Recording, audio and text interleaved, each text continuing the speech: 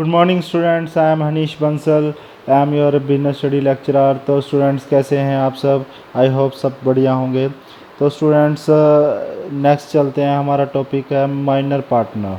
Minor partner क्या होते हैं? तो लेट्स स्टार्ट।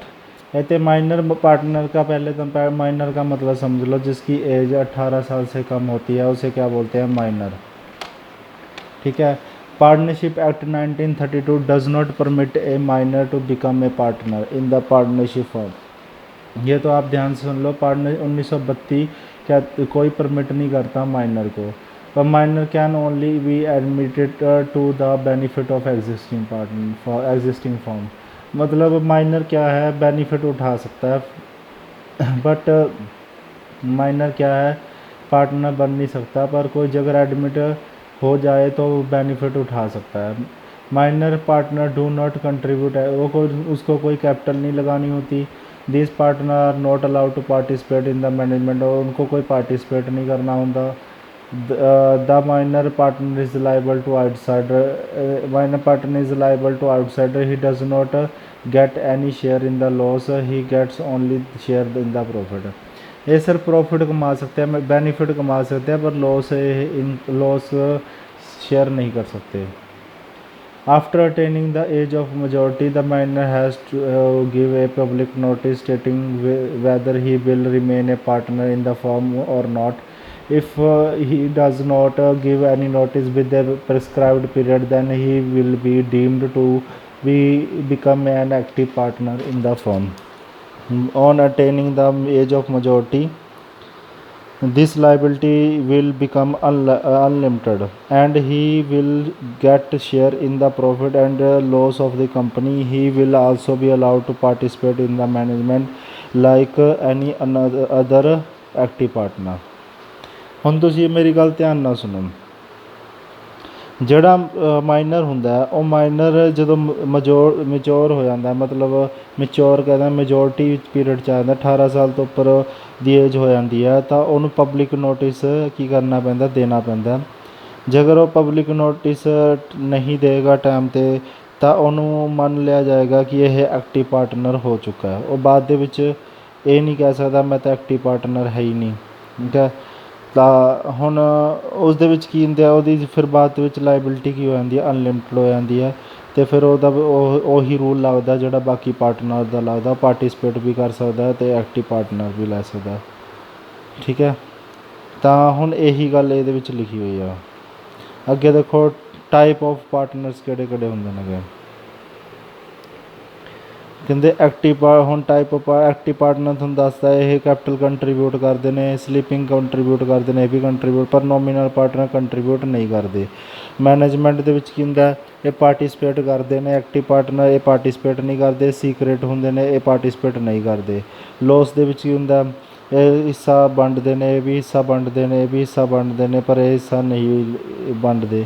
ਇਹਨਾਂ ਦੀ ਲਾਇਬਿਲਿਟੀ ਅਨਲਿਮਟਡ ਅਨਲਿਮਟਡ। ਇਹਨਾਂ ਦੀ ਲਾਇਬਿਲਿਟੀ ਕੀ ਹੁੰਦੀ ਹੈ, ਜਦੋਂ ਡੈਪਟ ਉਹਦੇ ਨਾਮ 'ਤੇ ਲਿਆ ਜਾਂਦਾ ਉਸ ਦਾ ਤਾਂ ਪੂਰਾ ਨਹੀਂ ਕਰਦਾ ਉਹ ਫਰਮ, ਤਾਂ ਉਸ ਤੋਂ ਬਾਅਦ ਲਾਇਬਿਲਿਟੀ ਹੁੰਦੀ ਹੈ, ਅਦਰਵਾਈਜ਼ ਨਹੀਂ ਹੁੰਦੀ।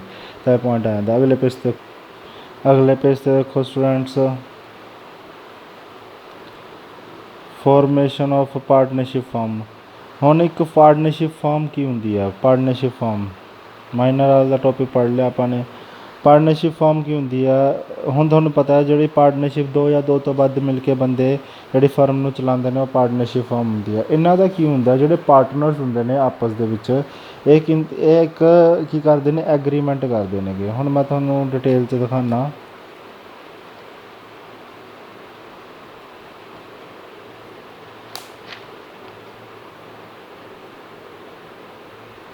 ਸਾਰਿਆਂ ਨੂੰ ਦਿਖ ਰਿਹਾ ਹੋਊਗਾ।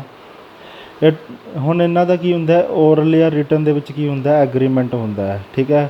ਕਿ ਕੋਈ ਵੀ ਡਿਸਪਿਊਟ ਹੁੰਦਾ ਹੈ ਤਾਂ ਉਹ ਰਿਟਨ ਐਗਰੀਮੈਂਟ ਜਿਹੜਾ ਹੋਇਆ ਸੀ ਉਹਦੇ ਵਿੱਚੋਂ ਕੀ ਕਰਦੇ ਨੇ, ਇਹ ਆਪ ਦਾ ਸੋਲਿਊਸ਼ਨ ਕਰ ਲੈਂਦੇ ਨੇਗੇ। ਅਗਰ ਇਹ ਰਿਟਨ ਐਗਰੀਮੈਂਟ ਦੇ ਅਕੋਰਡਿੰਗ ਵੀ ਇਸਦਾ ਸੋਲਿਊਸ਼ਨ ਨਹੀਂ ਹੁੰਦਾ ਤਾਂ ਕੰਪਨੀ ਐਕਟ ਪਾਰਟਨਰਸ਼ਿਪ ਐਕਟ 1932 ਦੇ ਅਕੋਰਡਿੰਗ ਇਹ ਉਹਨੂੰ ਡੀਲ ਕਰਦੇ ਨੇਗੇ। पर ਜਿਹੜੀ ਫਾਰਮ ਰਜਿਸਟਰ मैं ਤੁਹਾਨੂੰ ਦੱਸਿਆ ਨਹੀਂ कि पार्टनरशिप ਫਾਰਮ ਰਜਿਸਟਰ ਕਰਵਾਉਣੀ ਜ਼ਰੂਰੀ ਨਹੀਂ ਹੈ। ਅਗਰ ਰਜਿਸਟ੍ਰੇਸ਼ਨ ਕਰਵਾ ਦੋਗੇ ਤਾਂ ਕੁਛ ਨਾ ਕੁਛ ਬੈਨੀਫਿਟ ਮਿਲਦੇ ਨੇਗੇ। ਤਾਂ ਵੀ ਇਹਦੇ ਵਿੱਚ ਆਪਾਂ ਪੜਾਂਗੇ ਰਜਿਸਟ੍ਰੇਸ਼ਨ ਕਰਵਾਉਣ ਦੇ ਅਤੇ ਰਜਿਸਟਰ ਕਰਵਾਉਣ ਦੇ ਕੀ ਫਾਇਦੇ ਹੁੰਦੇ ਨੇ। ਬਟ ਹੁਣ ਤੁਹਾਨੂੰ ਪਾਰਟਨਰਸ਼ਿਪ ਫਾਰਮ ਦਾ ਪਤਾ ਲੱਗ ਗਿਆ ਹੋਊਗਾ ਫੋਰਮੇਸ਼ਨ ਦਾ। ਰਜਿਸਟ੍ਰੇਸ਼ਨ ਕਰਵਾ ਕੰਪਲਸਰੀ ਨਹੀਂ ਹੁੰਦੀ, ਪਰ ਕਰਵਾਓਗੇ ਤਾਂ ਬੈਨੀਫਿਟ ਮਿਲਦੇ ਨੇ। ਅੱਗੇ ਆਉਂਦਾ ਪਾਰਟਨਰਸ਼ਿਪ ਡੀਡ ਕੀ ਹੁੰਦੀ ਆ। ਪਾਰਟਨਰਸ਼ਿਪ ਡੀਡ, ਹੁਣ ਪਾਰਟਨਰਸ਼ਿਪ ਡੀਡ ਨੂੰ ਬੜੇ ਧਿਆਨ ਨਾਲ ਸਮਝਿਓ।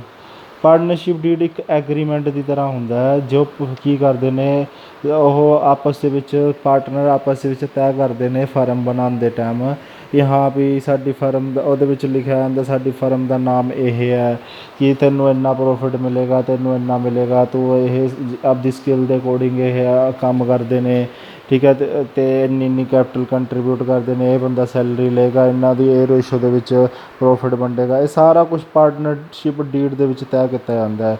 ਇਹ ਉਹ ਇੱਕ ਐਗਰੀਮੈਂਟ ਦੀ ਤਰ੍ਹਾਂ ਹੁੰਦਾ ਕਿ ਇਹਦੇ ਵਿੱਚ ਸਾਰੀ ਟਰਮਸ ਐਂਡ ਕੰਡੀਸ਼ਨ ਲਿਖੀ ਜਾਂਦੀਆਂ ਨੇ ਐਗਰੀਮੈਂਟ ਦੇ ਵਿੱਚ ਕਿ ਪਾਰਟਨਰਸ਼ਿਪ ਫਰਮ ਦੇ ਦੌਰਾਨ ਜੇਕਰ ਇਹ ਡਿਸਪਿਊਟ ਹੋਇਆ, ਡਿਸਪਿਊਟ ਨੂੰ ਐਕਚੁਅਲ 'ਚ ਜਿਹੜਾ ਪਾਰਟਨਰਸ਼ਿਪ ਡੀਡ ਬਣਾਇਆ ਜਾਂਦਾ ਡਿਸਪਿਊਟ ਨੂੰ ਸੋਲਵ ਕਰਨ ਦੇ ਵਿੱਚ ਵੀ ਕੀ ਕਰਦਾ, ਹੈਲਪ ਕਰਦਾ।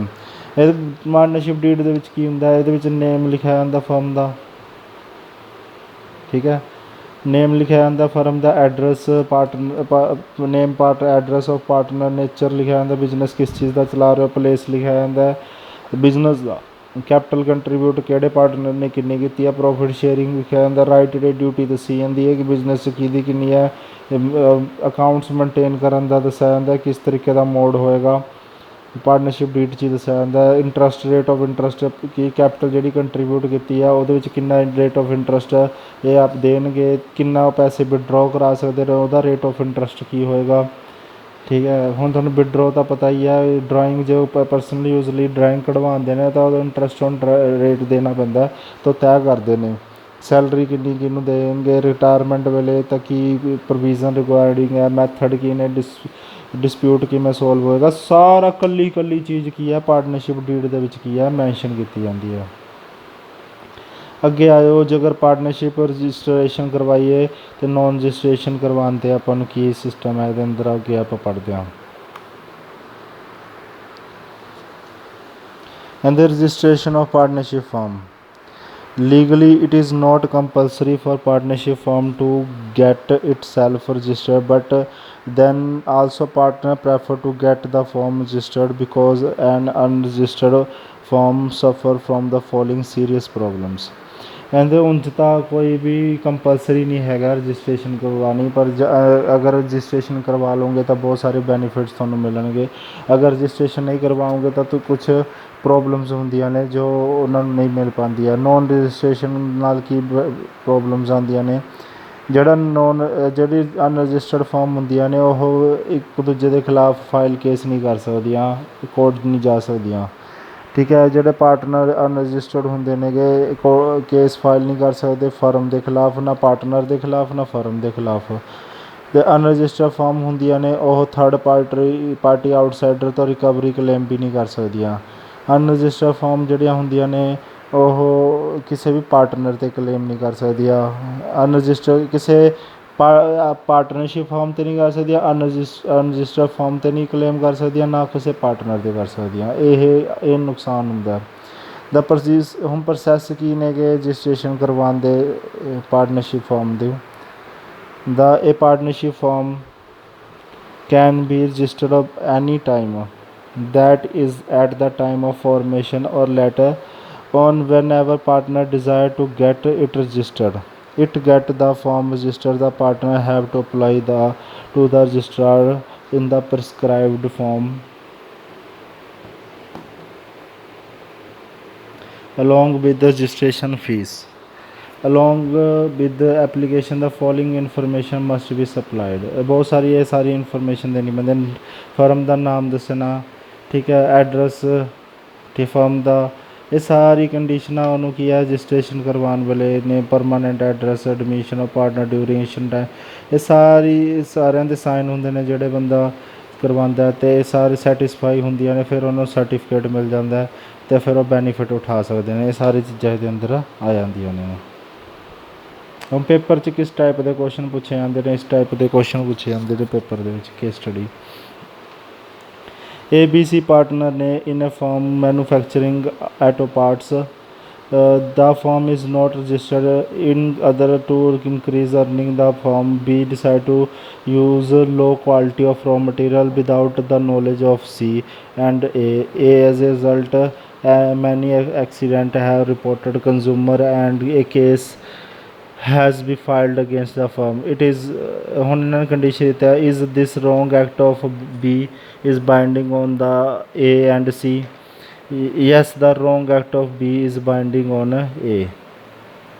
ਠੀਕ ਹੈ। ਸਟੇਟ ਦਾ feature related to this mutual agency, ਹੁਣ ਇਹ ਜਿਨ੍ਹਾਂ ਦਾ ਕੰਮ ਸੀ ਮਿਊਚੁਅਲ ਏਜੰਸੀ ਵਾਲਾ ਸੀ।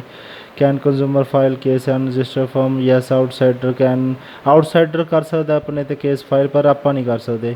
Can A and C file case of B, ਪਰ A ਅਤੇ C ਫਾਈਲ ਨਹੀਂ ਕਰ ਸਕਦੇ B 'ਤੇ ਕੋਈ case.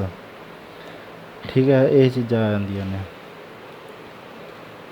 XYZ has mutually decided to set up a small factory in the rural area. They decide to hide the association of X with the factory to outsider, and Y will not take part in day-to-day activity of business due to health issues. However, Z will take active part in all activities. Whenever they have problem in getting credit or financial help, they use the name of their friend P with his consent. Briefly explain types of partner। ਹੁਣ ਇਹ ਸਾਰੀ case study ਪੜ੍ਹ ਕੇ ਕਿਹੜਾ ਹੁਣ ਇਹਦੇ ਵਿੱਚ Y will not take part in day to day activity। ਹੁਣ ਇਹ ਕਿਹੜਾ ਡੇ ਟੂ ਡੇ Y ਕੌਣ ਹੋਇਆ ਇਹਦੇ ਵਿੱਚ? ਸਲੀਪਿੰਗ ਪਾਰਟਨਰ ਹੋਇਆ। ਠੀਕ ਹੈ। X ਕੀ ਹੈ? They decided to hide in X ਦੀ ਇਨਫੋਰਮੇਸ਼ਨ ਹਾਈਡ ਕਰ ਰਿਹਾ ਤਾਂ ਸੀਕਰੇਟ ਪਾਰਟਨਰ ਹੋ ਗਿਆ। ਠੀਕ ਹੈ। Z ਕੀ ਹੈ? Z ਟੇਕ ਪਾਰਟ ਆਲ ਐਕਟਿਵ ਪਾਰਟਨਰ ਹੋ ਗਿਆ, ਸਾਰੀ ਐਕਟੀਵਿਟੀਆਂ ਜੋ P ਦਾ ਨਾਮ ਯੂਜ਼ ਕਰਕੇ ਕਰ ਰਿਹਾ ਤਾਂ ਨੋਮੀਨਲ ਪਾਰਟਨਰ ਹੋ ਗਿਆ। ਹੁਣ ਤੁਹਾਨੂੰ ਕਲੀਅਰ ਹੋ ਗਿਆ ਹੋਣਾ ਕਿ ਇਸ ਟਾਈਪ ਦੇ ਕੁਐਸਚਨ ਪੇਪਰ ਦੇ ਵਿੱਚ ਆਉਂਦੇ ਨੇਗੇ। ਤਾਂ ਹੁਣ ਤੁਹਾਡਾ ਇਹ ਪਾਰਟਨਰਸ਼ਿਪ ਵਾਲਾ ਟੋਪਿਕ ਪੂਰੀ ਚੰਗੀ ਤਰ੍ਹਾਂ ਕਲੀਅਰ ਹੋ ਜਾਂਦਾ। ਹੁਣ ਕਈ ਵਾਰ ਪੇਪਰ ਦੇ ਵਿੱਚ ਇਹ ਕੁਐਸਚਨ ਵੀ ਆ ਜਾਂਦਾ ਹੈ ਕਿ ਡਿਫਰੈਂਸ ਦੱਸੋ ਕਿ ਪਾਰਟਨਰਸ਼ਿਪ ਅਤੇ ਸੋਲ ਪ੍ਰੋਪਰਾਈਟਰਸ਼ਿਪ ਦੇ ਵਿੱਚ। ਇਹ ਪਾਰਟਨਰਸ਼ਿਪ ਜਿਹੜੀ ਫਾਰਮ ਹੁੰਦੀ ਆ ਉਹ ਗਵਰਨਡ ਹੁੰਦੀ ਆ 1932 ਐਕਟ ਦੇ ਅਕੋਰਡਿੰਗ। ਇਹਨਾਂ ਦਾ ਕੋਈ ਐਕਟ ਨਹੀਂ ਹੁੰਦਾ। ਇਹਦੇ ਵਿੱਚ 2 ਮਿਨੀਮਮ ਹੁੰਦੇ ਨੇ, ਮੈਕਸੀਮਮ 20 ਅਤੇ ਬੈਂਕਿੰਗ 'ਚ 10 ਹੋ ਸਕਦਾ, ਪਰ ਇਹਨਾਂ 'ਚ ਇੱਕੋ ਹੀ ਮੈਂਬਰ ਹੁੰਦਾ। ਅੱਗੇ ਦੇਖੋ ਐਗਰੀਮੈਂਟ ਪਾਰਟਨਰਸ਼ਿਪ ਡੀਡ ਦੇ ਵਿੱਚ ਹੁੰਦਾ, ਇਹਨਾਂ ਦਾ ਕੋਈ ਐਗਰੀਮੈਂਟ ਨਹੀਂ ਹੁੰਦਾ। Partner jointly beer risk, jointly beer ਕਰਦੇ, ਇਕੱਲਾ ਬੀਅਰ ਕਰਦਾ। ਇਹ 'ਚ ਲਾਰਜਰ ਫਾਈਨਾਂਸ ਹੁੰਦਾ, ਇਹ 'ਚ ਸਮਾਲ ਫਾਈਨਾਂਸ ਹੁੰਦਾ। ਇਹ 'ਚ ਡਿਸੀਜ਼ਨ ਦੋਨੋਂ ਸਾਰੇ ਕੰਸਲਟੇਟ ਕਰਕੇ ਡਿਸੀਜ਼ਨ ਲੈਂਦੇ ਨੇ। ਇਹਨਾਂ ਦਾ ਡਿਸੀਜ਼ਨ ਦੂਸਰੇ ਦਾ ਕੁਇਕ ਹੁੰਦਾ। ਇਹ ਪ੍ਰੋਫਿਟ ਡਿਵਾਈਡ ਕਰਦੇ ਨੇ, ਇਹਨਾਂ ਦਾ ਇੱਕੋ ਹੀ ਬੰਦੇ ਦਾ ਪ੍ਰੋਫਿਟ ਸਾਰਾ ਡਿਵਾਈਡ ਹੁੰਦਾ। ਇਹਦਾ ਤੁਹਾਨੂੰ ਕਲੀਅਰ ਹੈ। ਜਦੋਂ ਤੁਹਾਨੂੰ ਸਾਰੇ ਕੰਸੈਪਟ ਕਲੀਅਰ ਹੋ ਜਾਣ ਇਕੱਲੀ ਚੀਜ਼, ਤਾਂ ਤੁਸੀਂ ਇਹ ਸਾਰੀ ਚੀਜ਼ਾਂ ਮਿੰਟ 'ਚ ਲਿਖ ਸਕਦੇ ਹੋ। ਅੱਗੇ ਜੇ ਤੁਹਾਡੇ ਤੋਂ ਪੁੱਛਿਆ ਜਾਵੇ ਕਿ ਪੇਪਰ ਦੇ ਵਿੱਚ ਡਿਫਰੈਂਸ ਦੱਸੋ ਪਾਰਟਨਰ ਅਤੇ ਜੁਆਇੰਟ ਹਿੰਦੂ ਫੈਮਿਲੀ ਬਿਜ਼ਨਸ ਦੇ ਵਿੱਚ ਕੀ ਡਿਫਰੈਂਸ ਹੈ, ਤਾਂ ਪਾਰਟਨਰ ਫਾਰਮ ਜਿਹੜੇ ਹੁੰਦੇ ਨੇ ਗਵਰਨਡ ਹੁੰਦੇ ਨੇ। ਪਾਰਟਨਰਸ਼ਿਪ ਐਕਟ 1932 ਇਹ ਇਹਨਾਂ ਦਾ ਕਿਹੜਾ ਐਕਟ ਹੁੰਦਾ ਹੈ? ਹਿੰਦੂ ਸੁਸੈਸ਼ਨ ਐਕਟ। 2 ਮਿਨੀਮਮ ਮੈਕਸੀਮਮ 20 ਅਤੇ ਬੈਂਕਿੰਗ ਬਿਜ਼ਨਸ 'ਚ ਮਿਨੀਮਮ 2 ਅਤੇ ਨੋ ਲਿਮਿਟ ਹੁੰਦੀ ਹੈ। ਇਹ female can B N active partner ਹੁੰਦੇ ਨੇ। ਇਹ 'ਚ ਐਕਟਿਵ ਪਾਰਟਨਰ ਫੀਮੇਲ ਹੋ ਸਕਦੀ ਹੈ, ਪਰ ਇਹਦੇ ਵਿੱਚ ਫੀਮੇਲ ਐਕਟਿਵ ਪਾਰਟਨਰ ਨਹੀਂ ਹੋ ਸਕਦੀ।